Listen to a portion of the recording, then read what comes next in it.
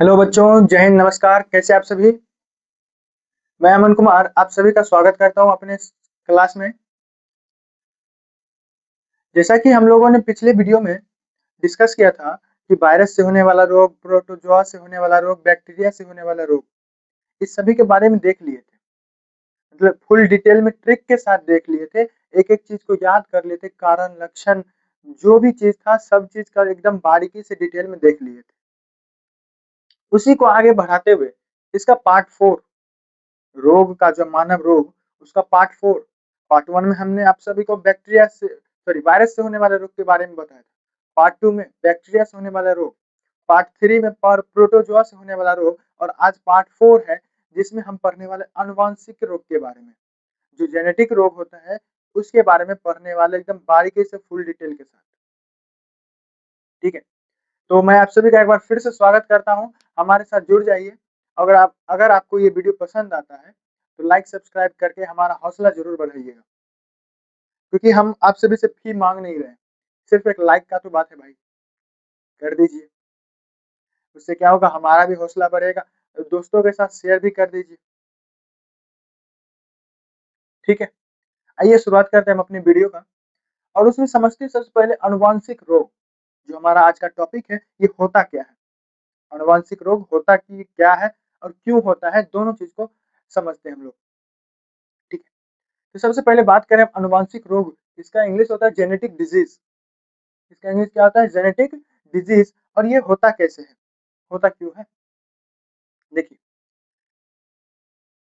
ये जो रोग होता है ना, हमारे जो माता पिता होते हैं उनके डीएनए में उनके डीएनए में कुछ गड़बड़ी हो जाने के कारण, कुछ आप सभी को पता होगा कि कोशिका में क्या पाया जाता है? केंद्रक। केंद्रक के अंदर क्या पाया जाता है? डीएनए पाया जाता है। और उसी डीएनए में, उस डीएनए का काम, उस डीएनए जो उसमें जीन होता है, जीन मौजूद होता है, उसका काम है एक पीढ़ी का गुण दूसरे पीढ़ी तक पहुंचाना, एक पीढ़ी का लक्षण दूसरे पीढ़ी तक पहुंचाना, वही उसका जीन का काम है, डीएनए का काम है। और उसी में कुछ ना कुछ दोष हो जाने के कारण, गड़बड़ी हो जाने के कारण, खराबी हो जाने के कारण हम लोगों में कई प्रकार से रोग उत्पन्न हो जाता है। एक पीढ़ी से दूसरे पीढ़ी तक रोग चला जाता है। और इस एक पीढ़ी से दूसरे पीढ़ी तक रोग को ट्रांसफर होने की प्रक्रिया जो होती है ना, और उससे जो रोग होता है, उसी रोग को कहा जाता है जेनेटिक रोग, आनुवांशिक रोग कहा जाता है। इतना क्लियर है? उसी का मैंने डेफिनेशन यहाँ पे लिख दिया है कि वे रोग जो जीन गुणसूत्र में होने वाले दोष, जो दोष होता है उसके कारण उत्पन्न होता है तथा एक पीढ़ी से दूसरे पीढ़ी में स्थानांतरित हो जाता है, उसे हम आनुवांशिक रोग कह देते हैं। इतना तो क्लियर होगा। मतलब अगर आपके माता या पिता में से किसी को कोई रोग है, रोग जो मैं बताने वाला हूँ उसमें से, तो निश्चित रूप से आप में वो ट्रांसफर हो सकता है, या फिर मेरे में है, हमारे आने वाली पीढ़ी में ट्रांसफर हो सकता है। मतलब ये एक पीढ़ी से दूसरे पीढ़ी में चलते रहता है। इसको कहा जाता है जेनेटिक। ठीक है, आनुवांशिक रोग कहा जाता है।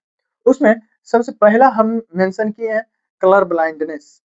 कलर ब्लाइंडनेस यानी कि वर्णांधता। ये क्या होता है? ये भी एक प्रकार का जेनेटिक रोग ही है। ये एक प्रकार का आनुवांशिक रोग है जो एक पीढ़ी से दूसरे पीढ़ी में ट्रांसफर होते रहता है। एक पीढ़ी से दूसरे पीढ़ी में ट्रांसफर होते रहता है। ये भी एक प्रकार का जेनेटिक रोग है। अब इसमें होता क्या है? देखिए, ये जो जेनेटिक रोग है ना, वर्णांधता, कलर ब्लाइंडनेस, इसमें होता क्या है? आप सभी को पता होगा कि हमारे आंखों में जो है ना रेटिना पाया जाता है। रेटिना, जिसपे हम जो भी वस्तु को देख रहे हैं तो उसका प्रतिबिंब बनता है, छोटा प्रतिबिंब बनता है रेटिना पे। ठीक, अब उस रेटिना में पाए जाने वाले जो बहुत सारे सेल्स होते हैं, कोशिका होती है, जिसको प्रकाश संवेदी कोशिका कहा जाता है। रेटिना जो होता है, हमारे नेत्र में रेटिना पाया जाता है, उस रेटिना में भी कुछ प्रकाश संवेदी कोशिकाएं होती है, जिसको कहा जाता है कोन सेल्स। उस सेल को कहा जाता है कोन सेल। अब जब ये सेल प्रभावित हो जाता है किसी न किसी से वजह से, इस रेटिना में पाए जाने वाले जो कोन सेल होते हैं, प्रकाश संवेदी कोशिका जो होती है, वो जब किसी न किसी वजह से खराब हो जाता है, प्रभावित हो जाता है। और प्रभावित कैसे होगा? एक पीढ़ी से दूसरी पीढ़ी में। जब ये प्रभावित हो जाएगा कौन सेल प्रभावित हो जाता है, तो हमको जो है ना वर्णांधता नामक रोग हो जाता है। फिर से एक बार रिपीट कर लीजिए, हमारे आंखों में पाया जाता है रेटिना, रेटिना में पाया जाता है प्रकाश संवेदी कोशिका, जिसको कौन सेल कहा जाता है, और वही कौन सेल प्रभावित होने के कारण हम लोग को कौन सा बीमारी हो सकता है, वर्णांधता। अब इसमें होता क्या है, ये जो वर्णांधता नामक रोग होता है ना, इसमें रोगी को जो है ना लाल और हरा रंग पहचानने में बहुत दिक्कत होता है। उसको लाल हरा दिखाई देता है, मतलब जो लाल रंग होगा उसको हरा ही दिखाई देगा। अब कंफ्यूज हो जाएगा, भाई रियल में हरा है या रियल वाला हरा है, आई मीन ये लाल वाला हरा है या रियल वाला हरा है। मतलब उसको लाल भी हरा दिखाई दे रहा है, हरा तो हरा है ही। इसमें जो है ना व्यक्ति, इसमें जो व्यक्ति है लाल और हरा रंग को नहीं पहचान पाता है। लाल और हरा रंग की पहचान, लाल और हरा रंग की पहचान नहीं कर पाता। क्यों क्यों नहीं कर पाता? क्योंकि उसके रेटिना में पाए जाने वाली जो प्रकाश संवेदी कोशिका है, जिसको कोन सेल कहा जाता है, वो प्रभावित हो जाता है, जिसके कारण वो पहचान नहीं कर पाता कि लाल हरा है या हरा वाला हरा है। अब इस रोग का भाग जो होते हैं महिला होती है, इस रोग का भाग महिला होती है, ठीक है। कैसे? तो जो भी बेबी होता है उसका जन्म माँ ही देती है, इसलिए वजह से इस रोग का भाग और नाम से जाना जाता है, जिसको डाल्टोनिज्म कहा जाता है। मतलब वर्णांधता को ही एक और नाम से जाना जाता है, जिसको डाल्टोनिज्म कहा जाता है, ठीक है। अगला जो हमारा रोग है, अगला हीमोफीलिया। हीमोफीलिया, आई होप कि आपको वर्णांधता क्लियर हो गया होगा, कलर ब्लाइंडनेस क्लियर हो गया होगा, ठीक है। इसमें बस याद रखना मेन पॉइंट क्या है कि कौन सेल प्रभावित होता है और लाल और हरा नहीं देख पाते। उसके अलावा हम बात करते हैं हीमोफीलिया का। तो हीमोफीलिया में होता क्या है कि दरअसल इसमें रोगी जो होता है ना, रोगी को ये भी एक प्रकार का जेनेटिक रोग है, अनुवांशिक रोग है। इसमें जो एक पीढ़ी से दूसरे पीढ़ी में हो जाता है, ठीक है। तो इसमें होता क्या है रोगी, इसमें दरअसल जो रोगी होता है ना, रोगी उसको कोई भी अंग कट फट जाने के कारण या फिर अंग कोई शरीर का कोई हिस्सा कट जाता है, चोट लग जाती है उसमें, जब ब्लड फ्लो होने लगता है, तो हम लोग नॉर्मल व्यक्ति के शरीर में कुछ ही समय में, यानी कि एक आध मिनट के अंदर, है ना, उसमें हम लोगों में ब्लड क्लॉट बन जाता है, जिसको रक्त का थक्का बोलते हैं, जिसके कारण उसको हम क्या कर पाते हैं, आराम से ब्लड जो है ना, ब्लड का फ्लोइंग जो होता है रुक जाता है। मेरे कहने का मतलब ये है, रक्त का थक्का बन जाने के कारण हम लोगों से ब्लड का प्रवाहित होना, ब्लड निकलना बंद हो जाता है। जबकि इस रोग में, इस रोग में रक्त का थक्का ही नहीं बन पाता है। इस रोग में जो है, रोगी को रक्त का थक्का ही नहीं बन पाता है। अगर उस रोगी को कोई भी अंग कट फट जाता है, कहीं भी चोट लग जाती है, तो होगा क्या, उस रोगी को बहुत ज़्यादा ब्लीडिंग होगा। कोई भी अंग जब कट जाएगा, तो उस रोगी को बहुत ज़्यादा रक्त जो है ना, उस रोगी शरीर से रक्त का प्रवाहित हो जाएगा, जिसके वजह से उसके शरीर में रक्त की कमी के कारण एनीमिया रोग हो सकता है, या फिर उस अत्यधिक रक्त का प्रवाहित होने के कारण उस रोगी का मृत्यु भी हो सकता है, अगर सही टाइम पे उसको डॉक्टर के पास नहीं लेके जाए तो। इसका मेन पॉइंट क्या याद रखना है, तो व्यक्ति को चोट लग जाने के बाद ब्लड क्लॉट नहीं बन पाता है, रक्त का थक्का नहीं बन पाता, ये इसका मेन पॉइंट है। और ये जो रोग होता है ज्यादातर पुरुषों में होता है, महिलाओं में यह रोग बहुत कम मात्रा में या फिर बोले तो ना के बराबर होता है। और महिला में कब होगा, जब महिला में जो गुणसूत्र होता है एक्स एक्स, आप पढ़े होंगे, एक्स एक्स महिला में, जबकि एक्स वाई पुरुष में। महिला में ये गुणसूत्र कब होगा, जब एक्स और एक्स दोनों गुणसूत्र प्रभावित हो जाएगा, तब जाके ये रोग महिला में भी हो सकता है, ठीक। इस रोग का भाग भी स्त्री होती है। अब डेल्टन जो हेल्डन जो थे, हेल्डेन, उनका कहना क्या था, ये जो रोग है सबसे पहले महारानी जो विक्टोरिया, ब्रिटेन की महारानी थी विक्टोरिया, ठीक है ना, महारानी विक्टोरिया, उनको हुआ था सबसे पहले ये हीमोफीलिया नामक रोग, और उन्हीं से धीरे धीरे प्रसारित होने लगा। ये किनका कहना, हेल्डेन का कहना है। ये जो रोग सबसे पहले हुआ था, किनको हुआ था, महारानी विक्टोरिया, जो ब्रिटेन की महारानी थी विक्टोरिया को हुआ था। उसके अलावा भी देखिए कुछ और सारे जेनेटिक रोग हैं, जैसे पटाउ सिंड्रोम, थैलेसीमिया, और उसके बाद देख लीजिए पटाउ सिंड्रोम, थैलेसीमिया, एल्बिनिज्म और जैकब सिंड्रोम। ये सारे जो है ना, ये सारे, इस सभी का नाम याद रखना है, उतना इम्पोर्टेंट है नहीं, इस सारे का नाम याद रखना है थोड़ा सा बस। ये सब भी जो है ना जेनेटिक डिजीज के अंतर्गत आता है। ठीक है, इतना क्लियर है। अब हम लोग कुछ और सिंड्रोम के बारे में देख लेते हैं, like as Turner syndrome, Klinefelter syndrome, Down syndrome के बारे में देख लेते हैं, जो कि बहुत ज्यादा इंपॉर्टेंट है। तो ये बच्चों, अब हम कुछ और अनुवांशिक रोग के बारे में देखते हैं, जिसमें से सातवां जो है ना हमारा अगला अगला जो हमारा डाउन सिंड्रोम है। कौन सा सिंड्रोम? Down syndrome. इसमें देखिए होता क्या है, सबसे पहले यही देख लीजिए कि होता क्या है। इसमें जो है ना 21वां जो गुणसूत्र होता है, हम लोग आप सभी को पता होगा हमारे शरीर में जो है ना 23 जोड़ा गुणसूत्र यानी कि 46 गुणसूत्र पाया जाता है, 23 पेयर, और बोले तो 46 गुणसूत्र पाया जाता है, 46 गुणसूत्र पाया जाता है। आप सभी को पता होगा ये सब बात, बिल्कुल। अब उसमें जो 21वां गुणसूत्र होता है, 21वां गुणसूत्र, उसमें देखिए गुणसूत्र 21वां जो जोड़ा होता है, 21वां जोड़ा, इसमें 23 का बात कर रहे हैं हम बात कर रहे हैं 21वें जोड़े का।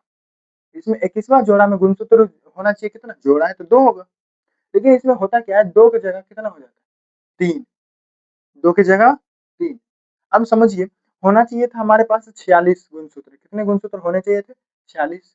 लेकिन यहाँ पे 2 की जगह हो गया है 3, मतलब इसमें 1 बढ़ जाएगा, यानी कि 44 प्लस का 3 हो जाएगा, कुल मिला के कितना बनेगा? 47 गुणसूत्र। मतलब हम बात करें कि डाउन सिंड्रोम में गुणसूत्र की संख्या कितनी हो जाती है? 47 हो जाती है। इसका रीजन क्या है? 21वें गुणसूत्र में दो एक जोड़ा की जगह उसमें एक एक अतिरिक्त गुणसूत्र आ जाता है, मतलब 2 की जगह 3 गुणसूत्र आ जाने के कारण हमारे शरीर में जो है ना गुणसूत्र की संख्या कितनी हो जाएगी? 47 हो जाएगी। कितना? 2 की जगह क्या आ जाएगा? 3 आ जाएगा, तो गुणसूत्र कितना हो जाएगा? 47 गुणसूत्र हो जाता है। अब जब ये रोग हो जाएगा, ठीक है ना, इसमें रोगी को क्या-क्या होगा? सबसे पहले देखिए, इस प्रकार के रोगी का इस प्रकार के रोगी का जो है ना कद छोटा होता है, हाइट छोटा, मंद बुद्धि, दिमाग ज़्यादा काम नहीं करेगा, ठीक है ना? मोटी जीभ, जीभ मोटा, बोलने में उसको दिक्कत, तुतला के बोलेगा। उसके अलावा नपुंसक होते हैं। उसके अलावा क्या होगा? नपुंसक हो गए, ना महिला रहेगी, ना पुरुष। हाँ, बाकी आप समझते ही हैं। अन्य नाम, इसको एक और नाम से जाना जाता है, मंगोलिज्म, एवं इसका एक दूसरा नाम है मंगोलिज्म। इसको जो है ना ट्राइसोमी 21 भी कहा जाता है। ट्राइसोमी देखिए, ट्राई का अर्थ होता है 3 और 21 मतलब 21वें गुणसूत्र पर 3 2 की जगह 3 गुणसूत्र हो जाने के कारण इसे ट्राइसोमी 21 भी कहा जाता है। इतना याद रह जाएगा? बिल्कुल याद रहना भी चाहिए। ठीक है। अब देखिए इसका मुख्य कारण क्या है? अब मुख्य कारण भाई मतलब आई मीन मेरे कहने का मतलब ये है कि 21वें गुणसूत्र में 2 की जगह 3 होता कैसे है? क्यों हो जाता है? तो हमारे शरीर में एक कोशिका विभाजन होता है, कोशिका विभाजन में भी होता है अर्धसूत्री प्रक्रिया। ठीक।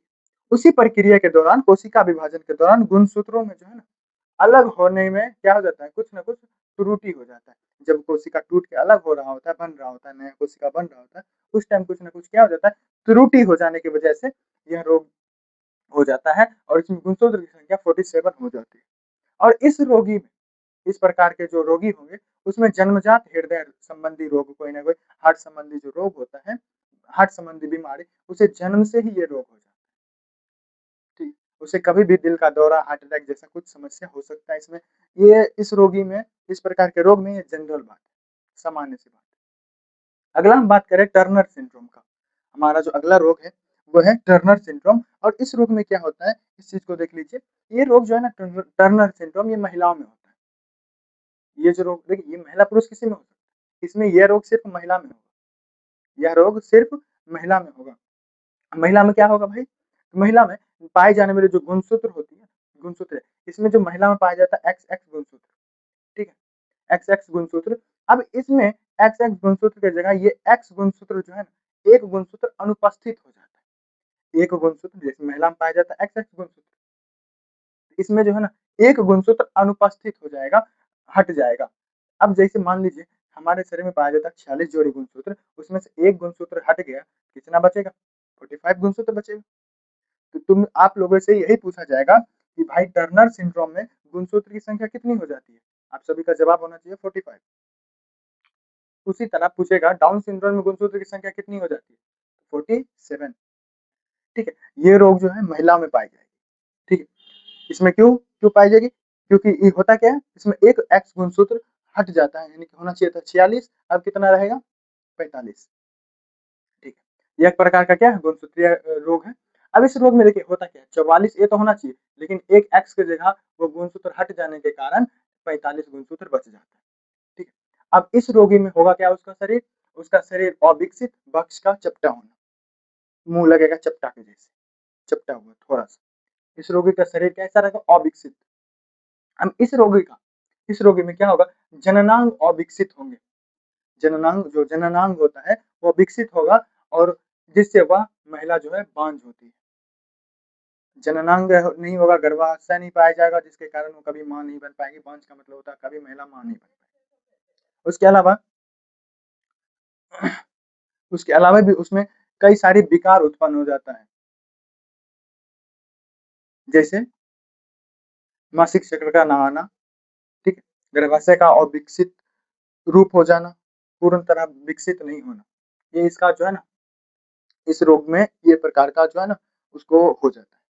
अगला देखिए, अगला क्या है, अगला, और वो महिला बांझ होगी। अगला जो हमारा क्लाइनफिल्टर सिंड्रोम, क्लिनीफिल्टर सिंड्रोम, क्लिनीफिल्टर सिंड्रोम, यह जो रोग होता है, यह रोग पुरुषों में होता है। जिस प्रकार यह टर्नर सिंड्रोम महिलाओं में होता है, उसी प्रकार ये क्लाइनफिल्टर सिंड्रोम पुरुषों में होने वाला रोग है। इसमें क्या होता है, इसमें भी जो है ना गुणसूत्र की संख्या बढ़ जाती है और 47 हो जाता है। कौन सा गुणसूत्र बढ़ जाता है, इसमें लिंग गुणसूत्र होता है एक्स वाई। पुरुषों में आप सभी को पता होगा कि पुरुष में जो मेल होते हैं उसमें एक्स वाई पाया जाता है, और फीमेल में एक्स। तो मेल में जो पाया जाता है एक्स वाई, इसमें जो दो एक जोड़ा पाया जाता है, इसी में एक एक्स गुणसूत्र और बढ़ जाता है। जब एक्स गुणसूत्र बढ़ जाएगा तो क्या बनेगा, 44 प्लस का डबल एक्स प्लस वाई, कुल मिलाकर कितने गुणसूत्र हो जाएंगे, 47 गुणसूत्र हो जाएंगे। अब इसके होने के कारण जो एक्स जो है ये एक एक्स्ट्रा आ जाता है, ठीक है। अब इसमें रोगी में होगा क्या, वृषण छोटा, जिससे उसके अंदर शुक्राणु जो स्पर्म होता है वो नहीं बन पाएगा। उसके अलावा उसके शरीर में टेस्टोस्टेरोन हार्मोन जो होता है, पुरुषों में निकलने वाला हार्मोन टेस्टोस्टेरोन हार्मोन, वो पूर्णतः नहीं विकसित नहीं हो पाता है, जिसके कारण उसमें ये टेस्टोस्टेरोन हार्मोन का जो है ना स्त्राव कम हो जाता है, या फिर बोले तो रुक जाता है। ठीक। उसके अलावा जननांग, पुरुषों में जननांग का अविकसित होना। उसके अलावा वो जो पुरुष हो जाएगा, जननांग अविकसित है तो पुरुष कैसा हो जाएगा, नपुंसक हो जाता है। उसके अलावा जो ये जो इसमें जननांग का अविकसित होने के कारण पुरुष नपुंसक, इस एवं महिलाओं के समान, एवं जो है ना इस रोग में महिलाओं के समान पुरुषों में भी स्तन का विकास हो जाता है। ठीक है, ये था कुछ रोग जो आनुवंशिक रोग थे। पहले हम लोगों ने देखा डाउन सिंड्रोम, जिसमें गुणसूत्र की संख्या 47 हो जाती थी।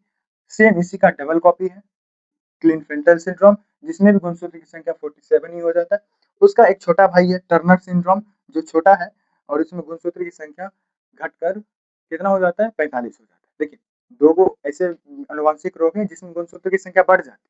कौन कौन सा, डाउन सिंड्रोम इसमें गुणसूत्र की संख्या बढ़ जाता है, और एक क्लिनफेल्टर सिंड्रोम जिसमें भी गुणसूत्र की संख्या बढ़ के 47 हो जाता है। जबकि एक सिंड्रोम है टर्नर सिंड्रोम, इसमें गुणसूत्र की संख्या घटकर 46 की जगह 45 हो जाता है। इतना क्लियर है, इतना क्लियर है। ठीक, ये था कुछ अनुवांशिक रोग। अब हम लोग मिलते हैं अगले वीडियो में, जिसमें डिफिशियंसी डिजीज के बारे में देखेंगे कि हमारे शरीर में कुछ चीजें, कुछ खनिज, कुछ पदार्थ, कुछ विटामिन की कमी हो जाने के कारण हमारे शरीर में कौन कौन सा रोग होता है, और उस रोग का निवारण के लिए क्या क्या उपाय है, इसके बारे में देखेंगे और समझेंगे। ठीक है, तो मिलते हैं अगले वीडियो में, तब तक के लिए थैंक यू, जय हिंद, जय भारत।